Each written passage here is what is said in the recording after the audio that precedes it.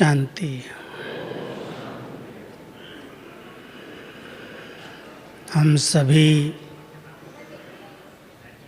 प्यारे प्यारे बाबा से मिलने के लिए बड़ी लगन के साथ यहाँ पहुँचे हैं। 18 जनवरी बाबा की विशेष स्मृति का दिवस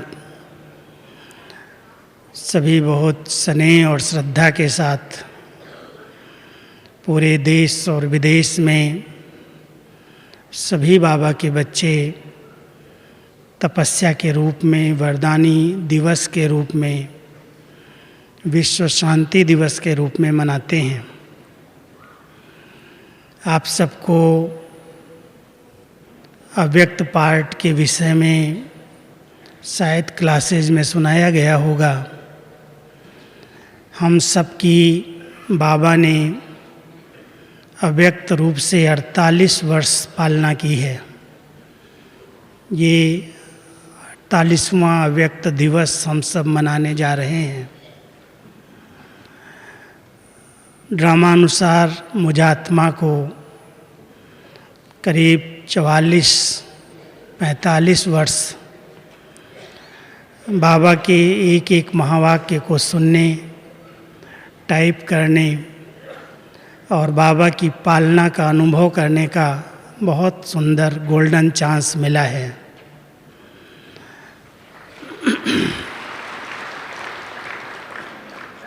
मैंने जब से टाइप शुरू की, 1973 से शुरू की, उसी समय से ही हमें दीदी और दादी ने बाबा के साथ बैठकर मुरली नोट, बाबा के महावाक्य नोट करने का सुअवसर प्रदान किया। जब भी बाबा आते, चाहे वो हिस्ट्री हॉल से शुरू हुआ, पहले वही छोटा हॉल था पांडव भवन का, और बाबा को नीचे गद्दी पर बुलाते थे। गद्दी पर बाबा होते थे, सामने भोग नहीं होता था, और हम सभी साथ में चारों तरफ बैठ कर के बाबा से मिलन मनाते थे। और एक एक बच्चे को बाबा जो वरदान देते थे, मैं उसे अपनी डायरी के अंदर रात भर नोट करता था। शाम को बाबा का अवतरण 7 बजे के लगभग होता, और कभी कभी सुबह 7-8 बजे तक बाबा बैठते। 12 घंटा 13 घंटा अव्यक्त रूप में बाबा का जो पाठ चलता, वो देखने का, सब बच्चों से मिलने का, बाबा की पालना का वो बहुत सुंदर अनुभव इन आँखों से देखा है। तो आज मेरे को यही संकल्प आया कि 48 साल बाबा ने अव्यक्त रूप में हम सब की बहुत ऊंची और श्रेष्ठ पालना दी है। शायद आप सबके पास 48 साल की मुरलियों का भी रिकॉर्ड होगा। मैंने 45 वर्षों की मुरलियाँ तो खुद प्रिंट कराई हैं, और हर एक किताब हमारे लिटरेचर विभाग में उपलब्ध है। एक एक साल की एक एक बुक बनी हुई है। आप सब अगर उन किताबों का, हर वर्ष की किताबों का अध्ययन करेंगे, 21 जनवरी 69 से बाबा का पाठ शुरू हुआ अव्यक्त रूप में गुलजार दादी जी के माध्यम द्वारा, और पिछले 2014 तक की किताबें छपी हुई हैं, जिसमें अव्यक्त संदेश भी हैं, अव्यक्त मुरलियाँ भी हैं। बहुत सुंदर संग्रह है। और मैं समझता हूँ इस ब्राह्मण जीवन में स्व उन्नति के लिए, अपनी उन्नति के लिए हर एक ब्राह्मण आत्मा को इस साहित्य का बहुत अच्छी तरह से अध्ययन करना चाहिए।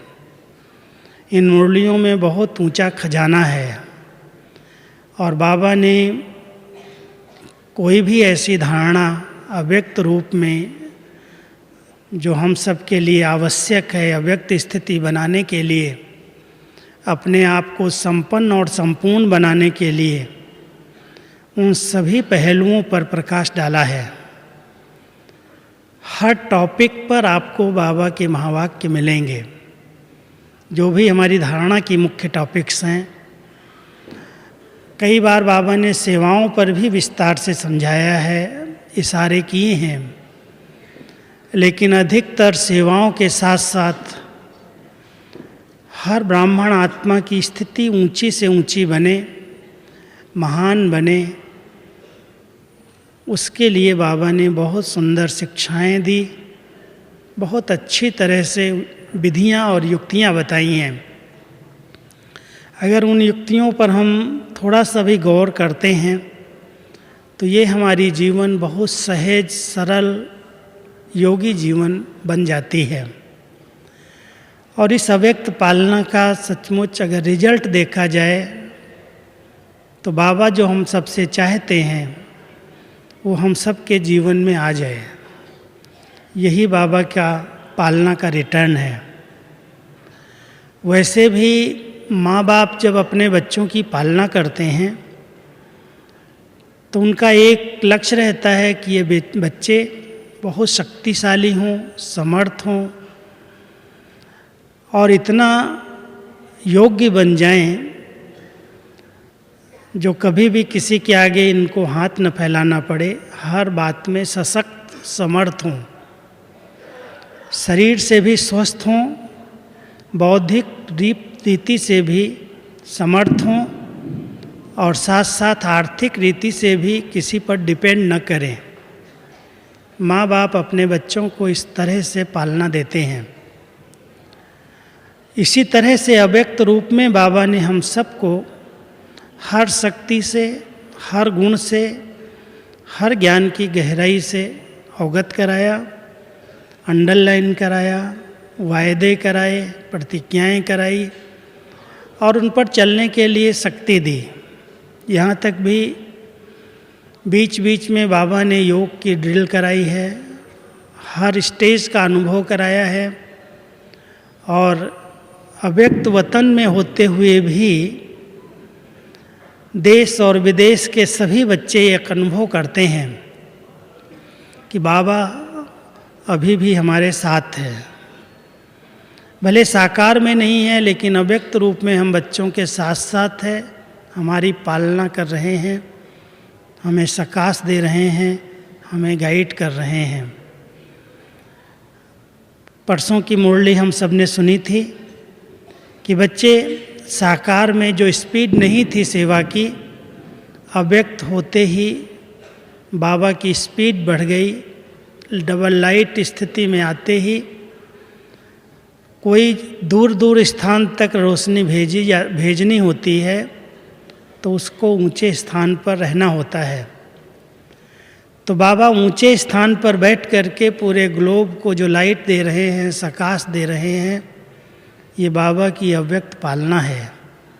और इस पालना के आधार से हम देख रहे हैं हजारों बच्चे, लाखों बच्चे बाबा के अपने पांव पर खड़े हैं, किसी पर निर्भर नहीं हैं, समर्थ हैं, शक्तिशाली हैं और बाबा जैसा चाहता है वैसा उनकी प्रैक्टिकल जीवन दिखाई देती है। आने वाली कई परिस्थितियाँ, कई हिसाब किताब, कई कर्मभोग, उनका भी वो सहज सामना कर सकते हैं।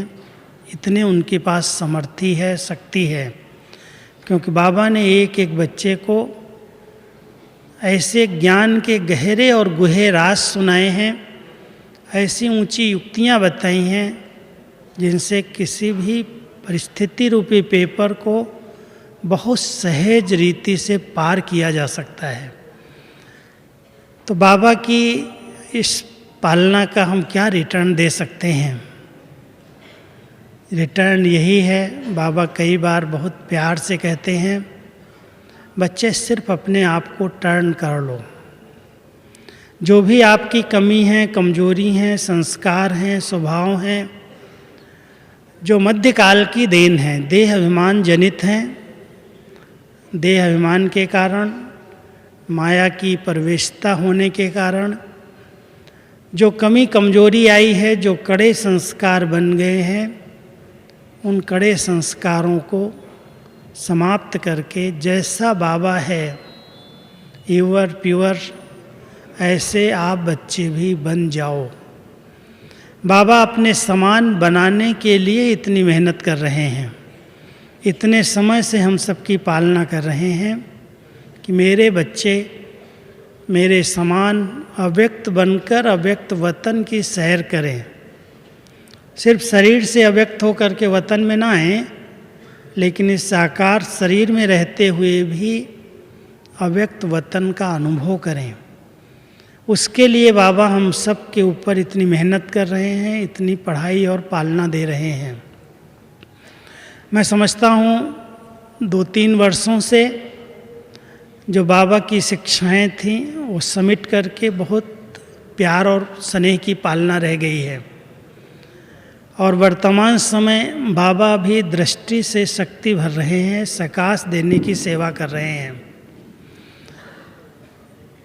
दादी के शरीर का स्वास्थ्य आप सब जानते हैं, उसके कारण अभी दादी जी को भी बाबा अपने पास ट्रांस में नहीं खींचता है। दादी जी सिर्फ बैठती हैं और दृष्टि देते देते बाबा का अवतरण हो जाता है। बाबा अपना दृष्टि से बच्चों को मिलना शुरू कर देते हैं। जो पहले थोड़ा सा आँख बंद होती थी, झटका आता था और लगता था कि अभी बाबा आ गए, लेकिन अभी 2 सालों से मैं देख रहा हूँ कि बाबा ऐसे ही नॉर्मल रीति से बैठे बैठे प्रवेश कर लेते और दादी जी को भी जो पहले सो जाती थी, मर्ज हो जाती थी, उनको भी सुलाते नहीं हैं। दादी जी भी बाबा के महावाक्यों का श्रवण करती हैं साथ साथ, और कभी कभी बीच बीच में दादी का आवाज़ भी आ जाता है। तो साकार बाबा की मुरलियाँ आप सब सुनते हो, उसमें कभी बीच में ब्रह्मा बाबा के अनुभव हैं, कभी शिव बाबा के। शिव बाबा ज्ञान की बात सुनाते हैं, बीच बीच में ब्रह्मा बाबा अपना अनुभव सुना देते हैं। दोनों के मिक्स महावाक्य और कई बार बहुत स्पष्ट अनुभव होता है कि बाबा बोल रहे हैं, ये शिव बाबा बोल रहे हैं। ऐसे ही इस समय अव्यक्त पार्ट में भी अब दादी बाबा के समान हैं, 3 आत्माओं का पार्ट चल रहा है।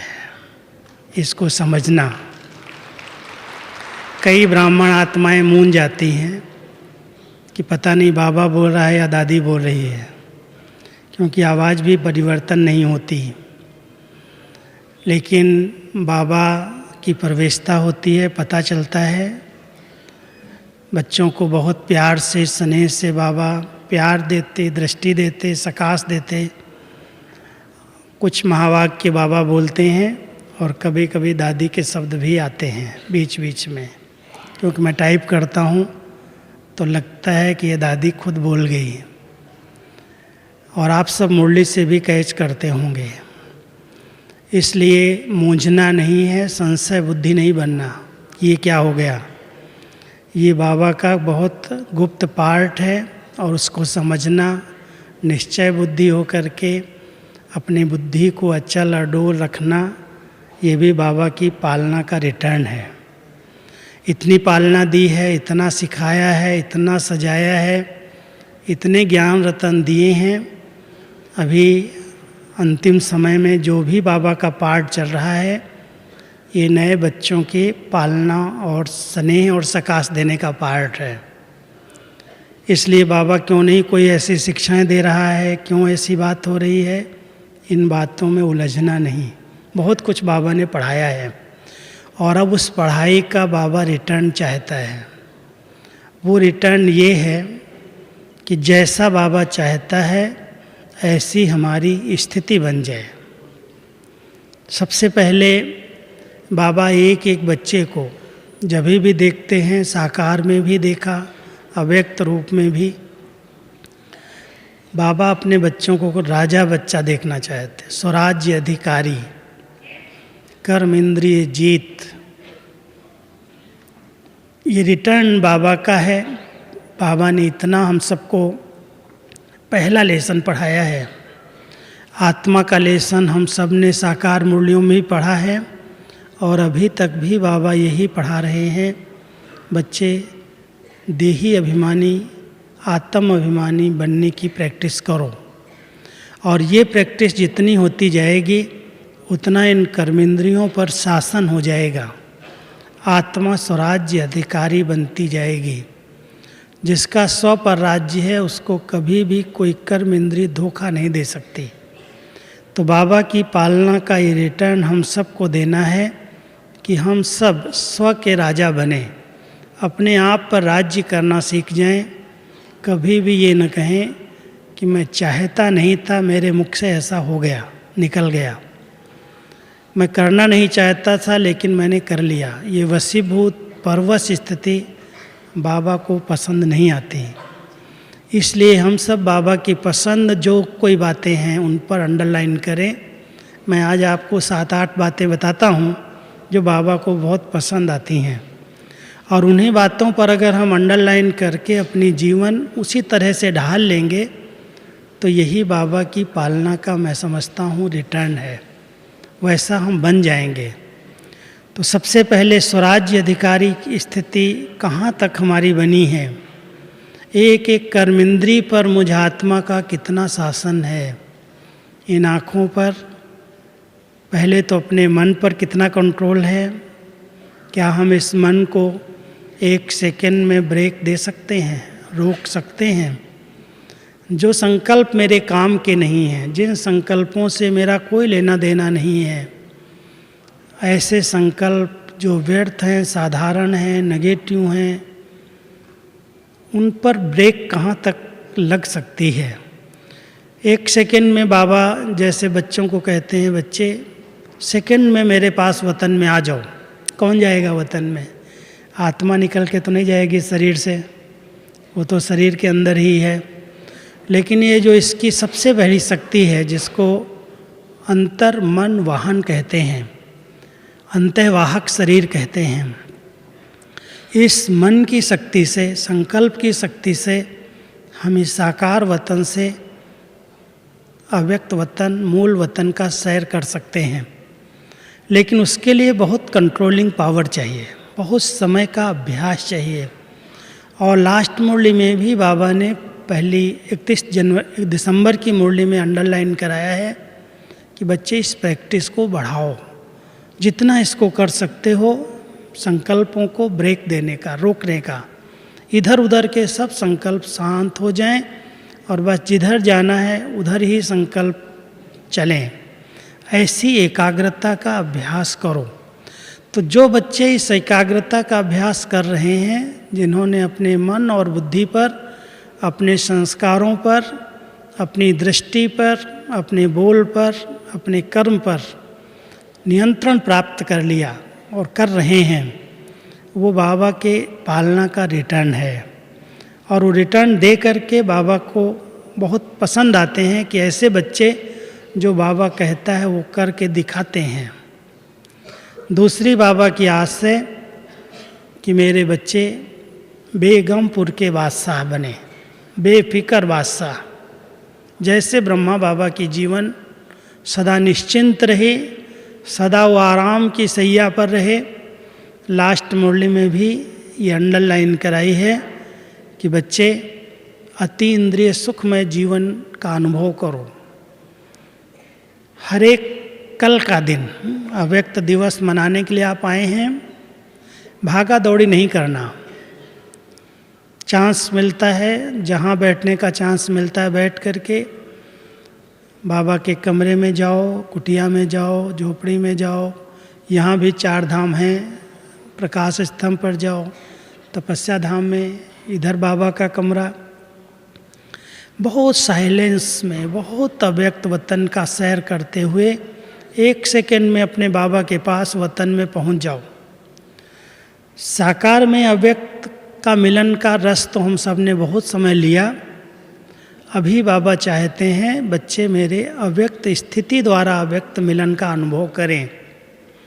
मैं समझता हूँ आप सभी ने जिन्होंने सौगात ली है वहाँ तो उठाओ। सौगात में आपके पास एक बुक आई होगी, छोटी सी बुक। कुछ समय पहले बाबा ने मुझे ऐसे ही टच किया, बच्चे अभी अव्यक्त स्थिति में अव्यक्त मिलन होना चाहिए, और वो किताब उसी लक्ष्य से तैयार की है जो आपके हाथ में आई है। आप इसको कल सवेरे सवेरे जब समय मिले, स्नान के बाद 15 मिनट में, 20 मिनट लगता, अधिक नहीं, मैं इसको कई बार पढ़ चुका हूँ। उसमें अव्यक्त मिलन क्या है और अव्यक्त मिलन की विधियाँ क्या हैं, किस तरह से हम अव्यक्त वतन में अव्यक्त मिलन का अनुभव कर सकते हैं, और साइलेंस की शक्ति और शुभ संकल्पों की शक्ति क्या है। इन 4 टॉपिक को 18 पॉइंट में लिखा गया है, और मैं समझता हूँ इसकी अच्छी स्टडी आप करेंगे तो आप बहुत सुंदर अनुभूतियाँ कर सकते हैं। कैसे हम सारा दिन अव्यक्त वतन का सैर करें, वहाँ स्थान की भी कमी नहीं है, जितना चाहिए वहाँ स्पेस है, और जितना समय चाहे बाबा से रूह रिहान कर सकते हैं। हर बच्चे को बाबा अपना अनुभव कराएगा मिलन का, साकारी मिलन का अनुभव अव्यक्त स्थिति के द्वारा करने के लिए आपको कुछ बातों से उपरांत तो जरूर रहना पड़ेगा। और सबसे बड़ी उपरामता ही यही है कि हम व्यक्त और व्यर्थ बातों से उपराम हो जाएं, मन के द्वंद्व से उपराम हो जाएं। जो मन के अंदर बहुत डायलॉग चलते हैं ना, ये क्यों, क्या, कैसे, ये क्या, वो क्या, उस द्वंद्व को समाप्त करके उसको शांत कर दो, शीतल कर दो कि ज़रूरत नहीं है। आज के दिन तो प्रभु मिलन करना है, अव्यक्ति मिलन करना है, बाबा के साथ का अनुभव करना है। तो ऐसा अनुभव सवेरे से लेकर रात तक करेंगे तो मैं समझता हूँ हर एक इस अव्यक्त दिवस में बहुत अच्छे अच्छे वरदान बाबा से ले सकेंगे। और सबसे अच्छा वरदान यही है, कलयुग में जबकि चारों ओर हर आत्मा चिंताओं की चिता पर बैठी हुई है, हर एक को कोई ना कोई चिंता है, फिक्र है, फिक्रात है। बाबा के बच्चे इन सब चिंताओं से मुक्त हो जाएं। बाबा बैठा है, जब कोई बड़ा बैठा होता है तो सब जवाबदारियां उसको सौंप दी जाती हैं, और बाबा भी चाहता है कि मेरे बच्चे अब मेरे को सब जवाबदारियां दे करके बहुत आराम की निश्चिंत स्थिति का अनुभव करो। कोई नई बात होने वाली नहीं, सब पुरानी बातें हैं, नथिंग न्यू। जब नई कोई सीन है ही नहीं तो सोच क्यों रहे हो, ऐसा क्यों हो रहा, ऐसा कैसे हो रहा, इसने ऐसा क्यों किया, उसने ऐसा क्यों किया। हर बात में कुछ रहस्य हैं, कुछ राज हैं। उन रहस्यों को, उन राजों को समझ करके अपने आप को राजयुक्त बना करके बहुत आराम की स्थिति का अनुभव करो। ये बाबा की पालना का रिटर्न है। बाबा का बेगमपुर की स्थिति का देखना हो, अव्यक्त रूप में भी हमने देखा, कई जगह पर बाबा अपने टांग पर टांग चढ़ाए ऐसे मस्त स्थिति में बैठते जैसे कुछ हुआ ही नहीं, हो ही नहीं रहा है, सब अच्छा है, सब अच्छा है। साकार में भी बाबा का 1-2 पोज आप देखेंगे, यहाँ दादी जी मीटिंग हॉल में लगे हुए हैं पोज। एक पहाड़ी पर बाबा ऐसा लेटा हुआ है आराम से, जबकि बेगरी पाठ का समय था। उस समय बहुत बड़ी परीक्षा थी यज्ञ के ऊपर, आर्थिक परीक्षाएं आई थी 1-1.5 साल के अंदर। उस समय बाबा कितना निश्चिंत, बेगमपुर का बादशाह। बच्चे किसके बच्चे हैं ये, मैं जवाबदार हूँ या वो है, मैं क्यों चिंता करूं, जिसके बच्चे हैं वो खिलाएगा, वो पालना देगा। बाबा अपने आप को एकदम बेफिक्र निश्चिंत बना करके तपस्या की, और वो बेड़ा, वो जो पेपर था वो पार हो गया। तो बाबा भी चाहता है कि बच्चे किसी भी प्रकार के पेपर में जल्दी जल्दी अधैर्य न हों, बहुत धैर्यता के साथ, बात आई है ख़त्म हो जाएगी। सर्वशक्तिमान बाबा हमारा साथी है, सर्वसमर्थ बाबा साथी है। उसको साथ रख करके आई हुई परीक्षाओं को ऐसे पार करो जैसे बार बार कई बार पार की हैं, कोई बड़ी बात है ही नहीं, नथिंग न्यू। तो ऐसे पार करके बहुत अच्छी निश्चिंत आराम की सुखमय सैया उस पर विश्राम करो। जैसे विष्णु को दिखाते ना, क्षीर सागर में लेटा हुआ है, पाँव पर पाँव चढ़ाए हैं, शेषनाग की छाया है, उस शेषनाग की सैया पर आराम से विश्राम कर रहा है। तो हम सभी भी कलयुग की हलचलों के बीच में, हलचलें तो बढ़ रही हैं और बढ़ेंगी, चाहे प्रकृति के द्वारा, चाहे व्यक्तियों के द्वारा, चाहे सरकारों के द्वारा, अनेक प्रकार की परिस्थितियां आएंगी, आ रही हैं। लेकिन बाबा के बच्चे जिन्होंने इतनी बाबा की पालना ली है, वो बाबा को ये रिटर्न दें कि कुछ भी हो, मैं अपनी आराम की सैया से नीचे नहीं आऊँगा, हलचल में नहीं आऊँगा, क्यों, क्या, कैसे के प्रश्नों में उलझूंगा नहीं। तब कहेंगे पालना का ये रिटर्न दे रहे हैं। तीसरा, बाबा चाहते हैं कि मेरा एक एक बच्चा मेरे समान मास्टर दाता बन जाए। मांगता नहीं है, बाबा मुझे शक्ति दो, शांति दो, खुशी दो, ये दो, ये दो। अब बाबा अपने बच्चों को इस स्वरूप में नहीं देखना चाहता है। कहता बहुत कुछ बच्चे मैंने तुम्हें दिया है, सिर्फ उसको जीवन में उतार करके मेरे समान मास्टर दाता बन जाओ। जो आत्मा आए उसको अपनी दृष्टि से, अपने अच्छे वाइब्रेशन से, अपनी मधुर वाणी से बहुत सुंदर अनुभूतियाँ करा दो।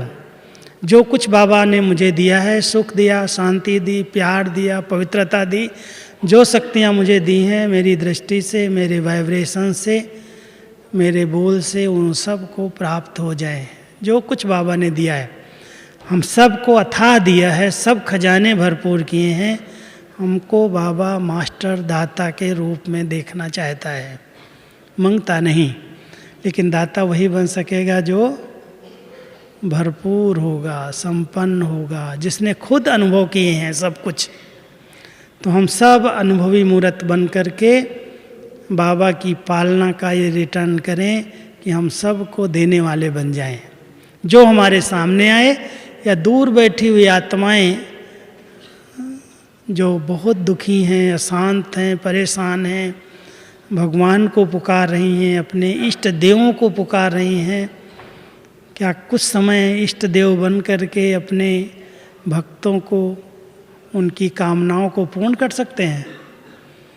ऐसे मास्टर दाता बन करके बैठो जैसे कोई देवी बैठी हो और उसके सामने भक्तों की लाइन लगी हो और उनकी मनोकामनाएं वो पूर्ण कर रहे हो सकता है ऐसा?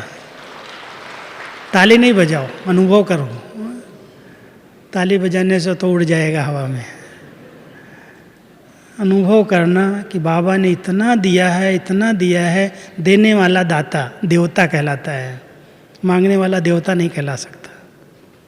तो हम सब कुल देव कुल देवियाँ हैं और कुल देव कुल देवियों को, अपनी सारी प्रजा को, सारे भक्तों को कुछ न कुछ देने की ज़रूरत, अंजलि देनी जरूरी है। शांति की, सुख की, प्यार की, जिसकी आज बहुत कामना है भक्तों के अंदर, व्यक्तियों के अंदर, वो कामनाएं हम अपनी सकाश से पूरा कर सकते हैं। तो ऐसा देने वाले हम सब बन जाएं। जैसे बाबा दे रहा है वतन में बैठकर, हम भी बाबा के साथी बन करके सारे विश्व को, सर्व आत्माओं को देने वाले मास्टर दाता बन जाएं। चौथा, इस संगठन के बीच में जरूरी है हम अपने सम्मान में रहते हुए सम्मान दाता जरूर बने। सम्मान हर एक व्यक्ति को चाहिए, चाहे वो छोटा है चाहे वो बड़ा है। अगर किसी स्थान पर उसको सम्मान नहीं प्राप्त होता तो बहुत जल्दी उसको फीलिंग आती है, मूड खराब हो जाता है। इसलिए आवश्यक है देखना, मेरा मूड तो नहीं जल्दी जल्दी खराब होता है। कई बाबा के घर में आते हैं, थोड़ी सी सुविधाएं नहीं ठीक मिलती, बहुत जल्दी डिस्टर्ब हो जाते हैं। अब इतना बड़ा परिवार, इतना बड़ा संगठन, हम लोग संख्या बांटते हैं 16,000 की और आ जाएं 25,000, 22,000, तो क्या होगा? सबको एक जैसी व्यवस्थाएं मिल सकेंगी? कुछ एक को तो ज़रूर टेंट में सोना पड़ेगा, कुछ एक तो जनरल में जहाँ भी जैसी व्यवस्था मिलेगी वो मानना पड़ेगा। लेकिन कई बहुत जल्दी जल्दी छोटी छोटी बातों में अपने मूड को ख़राब कर लेते हैं। मैं अगले साल से नहीं आऊँगा, बहन जी आप मुझे ऐसे स्थान पर क्यों लेके आइए। यही स्थिति है क्या? आज कुंभ मेले में आप जाओ, देखो कितना स्थान आपको मिलता है, कहाँ पड़े होते हैं लोग, श्रद्धा कितनी, भावना कितनी। मैं एक बार कुंभ मेले में गया इलाहाबाद में, मैं भक्तों को कहा आप धन्य हो, मैं आपके आगे कुछ भी नहीं हूँ। कहाँ इतनी ठंडी के बीच में, जहाँ धूप भी नहीं निकल रही है, रेत में लोग रात को ऐसे ही एक छोटा कंबल ओढ़ करके लेटे हुए हैं रेत के अंदर, वहीं लेटिन जा रहे हैं, वहीं गंगा जी में नहा रहे हैं। इतना गंदा हाल। मैं देख करके कहा ऐसा भक्तों की लीला क्या है ये। अब भक्तों से तो हम बच्चे बन गए, इतना बाबा प्यार से पालना दे रहा है, पढ़ा रहा है, प्यार से ब्रह्मा भोजन खिला रहा है। ऐसा तो नहीं बाहर सुला दिया गया है, लेकिन फिर भी कोई कोई बहुत जल्दी अपने मूड को अपसेट कर लेते हैं। बाबा कहता बच्चे इसको खुशनुमा मूड रखो, बहुत प्रसन्न चित्त मूड रखो, मूड को जल्दी जल्दी बदलने नहीं दो। परिस्थितियाँ और बड़ी विकराल आने वाली हैं। अभी तुम्हारे पास सब साधन हैं, सुविधाएं हैं, आराम से रहे हुए हैं, लेकिन एक सेकंड के लिए विचार करो, अगर लाइट चली जाए तो क्या होगा? कहाँ कहाँ से ठहर जाएंगे लोग, सारी कारोबार ठहर जाएगी। ऐसे समय में जब अंतिम समय के समीप हम जा रहे हैं तो हमको हर परिस्थिति का सामना करने के लिए तैयार होना चाहिए। तो बहुत अच्छी स्थिति में रह करके सबको सम्मान दो और ऊंचे सम्मान में रहो। बाबा आपने जो कुछ मुझे दिया, जितना दिया वो बहुत कुछ दिया है, हमको तो अविनाशी प्राप्तियां कराई हैं। ये स्थूल में जो है उतनी बहुत हैं। भेंट नहीं करो, इसको तो यहाँ मिला, मेरे को यहाँ मिला। बहुत जल्दी जल्दी अपने आप को छोटी छोटी बातों में अपसेट कर लेना, मैं समझता हूँ बाबा की इतनी ऊंची पालना का वो रिटर्न नहीं दे रहे हैं। बहुत अच्छा रिटर्न ये है कि हमारी स्थिति इतनी सम्मान और सम्मान के अंदर स्थित हो कि हम कौन हैं, किसके हैं, बाबा हमको क्या बनाने के लिए आया है। तो ऐसी स्थिति में स्थित रहना ये है पालना का रिटर्न। पांचवी बात है, बाबा चाहता है कि मेरा एक एक बच्चा सदा एवर रेडी रहे, कुछ भी हो। ये न कहे ये काम रह गया, ये धंधा रह गया, ये बात रह गई, बाबा अभी तो मैं तैयार नहीं हूँ। बाबा ऐसे बच्चों को कहता है बच्चे डिले इज डेंजर, कुछ भी हो सकता है, इसलिए अंतमति सोगति, अंतिम सीन के लिए हर एक को हर समय तैयार रहना चाहिए। जैसे हमारी मम्मा का स्लोगन रहा, बच्चे हर घड़ी अंतिम घड़ी है, इसलिए अंतिम घड़ी को सामने रख करके वो सदा एवर रेडी रही। किसी समय भी शरीर से निकले आत्मा तो एक बाबा दूसरा न कोई, बाबा के सिवा और कोई स्मृति में न रहे। इतनी अच्छी प्रैक्टिस और बहुत काल का अभ्यास चाहिए, बहुत काल से एक बाबा से जिगरी प्यार चाहिए। नहीं तो अंत समय आएगा तो पता नहीं, कहीं दुकान में, कहीं मकान में, कहीं संबंधों में, कहीं संस्कारों में, कहीं कई बंधनों में बुद्धि लटक जाएगी, अटक जाएगी, भटक जाएगी। इसलिए क्या करना है, पहले से ही डिटैच हो जाओ सब बातों से। हम तो सब से मरे हुए हैं। अगर ऐसी स्थिति बना ली तो एक सेकंड में आत्मा कहेगी बाबा मैं एवर रेडी हूँ, भले जहाँ चाहिए वहाँ ले चलो, जो सेवा चाहिए वो करा लो।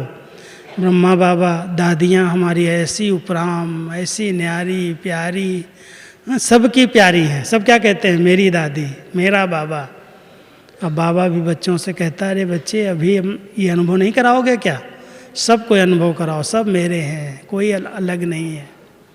ऐसे अपनेपन की अनुभूति कराते हुए, सबको स्नेह देते हुए अटैच नहीं हो जाओ, डिटैच होने का अभ्यास करो। देह और देह के संबंधों से डिटैच, तब कहेंगे एवर रेडी और उपराम हैं। ऐसे हाथ उठाएंगे तो सब उठा देंगे, लेकिन बनना अभी सब नहीं बने हैं, हाथ भी झूठा हो जाएगा। इसलिए एक दूसरे को देख करके नहीं उठाना है, इसकी प्रैक्टिस चाहिए। जब योग में बैठते हो ना तो देखो कहाँ कहाँ बुद्धि जाती है, किधर किधर जाती है, कौन कौन सी रस्सियाँ हैं दिखाई देता है। जब आत्मा एकांत में बैठती है ना, तो पता चलता है अभी तक भी ये संस्कार है, अभी तक भी ये आदत है, अभी तक इसकी आकर्षण है, इस व्यक्ति की है, इस वस्तु की है, इसका प्रभाव है मेरे ऊपर, इसकी छाया है मेरे ऊपर, फट से पता चलता है। और अगर वो पता चल रहा है तो उसको चेक करो, उसको ज्ञान योग की कैंची से काटो कि इसको मुझे काटना है, इससे निर्बंधन बनना है। जब तक आत्मा स्वतंत्र पंछी नहीं बनी तब तक वो उड़ती कला का अनुभव नहीं कर सकती। पहले स्वतंत्र बनना पड़ेगा। तो एवर रेडी के साथ साथ, उपरामता के साथ साथ चेक करना कि मैं इतनी डबल लाइट स्थिति में रहता हूँ, कोई भी बोझ नहीं है। बाबा अपने बच्चों को ऐसा बनाना चाहता है। बाबा की आस है कि मेरे बच्चे मेरे समान डबल लाइट बन जाएं। बाबा भी डबल लाइट है ना, न शरीर का बोझ है, न कोई हिसाब किताब का बोझ है। एक तो बोझ नहीं है, हल्का है, और दूसरा प्रकाश स्वरूप है। ऐसे ही हम सब बच्चे भी भले इस देह में हैं, लेकिन प्रकाश की काया को धारण करने का अभ्यास करें। है आपके पास, सबके पास प्रकाश की काया, सबके पास है। सूक्ष्म शरीर हर आत्मा के साथ रहता है। भले उसमें धब्बे हो सकते हैं, कोई लाइट के साथ साथ कालापन हो सकता है। अगर कोई के बहुत व्यर्थ और नेगेटिव संकल्प चलते हैं तो उसकी जो ड्रेस है ना, वो धब्बे वाली है, काली है। इसलिए जब आत्मा उसका शरीर छूटता है तो आत्मा उस काली छाया से कभी कभी किसी को डरा देती है, भूत के रूप में। इसलिए बाबा कहता है बच्चे इसको व्हाइट लाइट वाली ड्रेस पहनाओ, जिसके अंदर कोई भी नेगेटिव और व्यर्थ संकल्प न रहे। वो फरिश्ता बन करके सेवा कर सकता है, वो कहीं भी जा सकता है, किसी को भी बड़े प्यार का, सुख का, अपनी रक्षक के रूप में रक्षा का अनुभव करा सकता है। अनुभव करेंगे कोई रक्षक मेरे हैं। अब बाबा चाहता है कि बच्चे ऐसे योगी बनो, ऐसे तपस्वी बनो, जो संकल्प की, दृष्टि की, संस्कारों की एकाग्रता से एक स्थान पर बैठे हुए दूसरे स्थान तक कहीं पर भी अपना अनुभव करा दो कि हम आपके साथ हैं। और वो अनुभव करे कि वो व्यक्ति, वो भाई, वो बहन मेरे पास आई थी और मुझे अनुभव कराया था, मेरी प्रॉब्लम हल की थी, मेरे सिर पर हाथ फेरा था, मेरी बात सुनी थी। ये अनुभव पता है, एक बार मैंने सुनाया था। एक बार हमारी दादी जी ने, टाइम हो रहा है, मैं 2 मिनट में सुनाऊंगा। हमारी दादी जी ने एक प्रोग्राम बनाया, दादी प्रकाश मणि जी ने, कि तुम सब भाई लोग इन गुफाओं में जाओ, माउंट आबू की, क्योंकि गुफाएं बहुत दूर दूर हैं पहाड़ों पर, और यहाँ सन्यासी अभी भी रहते हैं गुफाओं में। कभी कभी उतरते हैं, मास में, 2 मास में, कोई कोई साल भी नहीं उतरते हैं, ऊपर ही रहते हैं। और उनको खाने के लिए उनके चेले लोग नीचे से कुछ न कुछ पहुंचा देते हैं।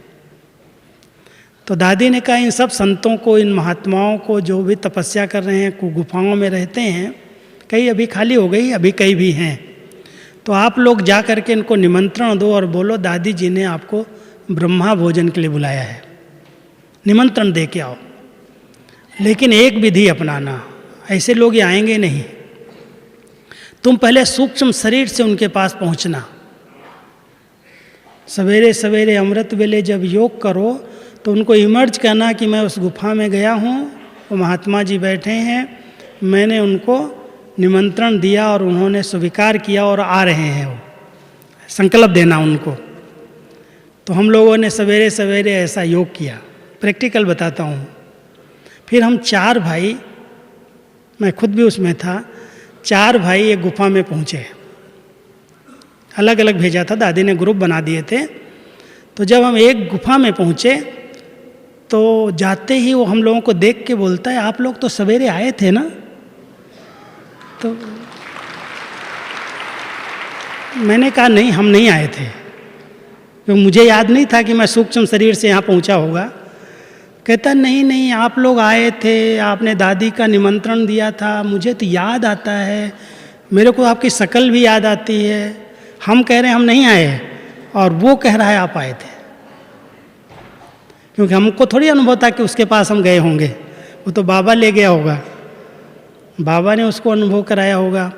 तो ऐसे हमको प्रैक्टिस करनी चाहिए कि हम सूक्ष्म शरीर से सबको आह्वान करें, पहले अच्छे संकल्प भेजें, बहुत पॉजिटिव संकल्प।